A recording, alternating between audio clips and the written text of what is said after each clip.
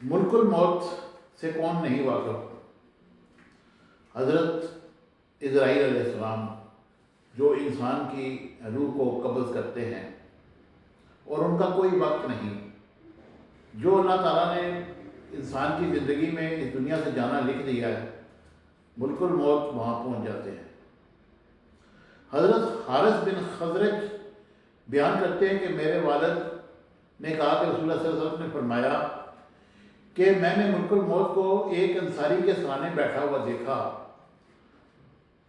تو کہا کہ اے ملک الموت، میرے صحابی کے ساتھ نرمی کرنا، یہ مومن ہے۔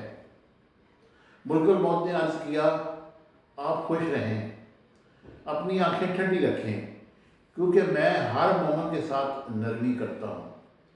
اے اللہ کے رسول، آپ یقین رکھیں جب میں ابن آدم کی روح قبض کرتا ہوں اور اس کے گھر والوں میں سے کوئی چیخ کر روتا ہے تو اس کی روح لے کر کھڑا ہو جاتا ہوں اور سوچتا ہوں کہ یہ کیوں رو رہے ہیں۔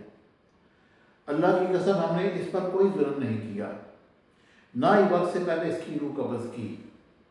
اگر یہ اللہ کی تقدیر پر صبر کرے تو ان کا اجر اس سے ملے گا، اگر یہ چیخو پکار اور واویلا کریں گے تو گناہ گار ہوں گے۔ ہمیں تو آپ کی طرف بار بار آنا ہے، سو آپ احتیاط کریں۔ میں دن رات تری اور خشکی پر، میدان اور پہاڑ پر، ہر گھر پر نظر رکھتا ہوں اور ہر چھوٹے بڑے کو پہچانتا ہوں۔ اے اللہ کے رسول، میں اللہ کی اجازت کے بغیر ایک مچھر کی روح بھی قبض نہیں کرتا۔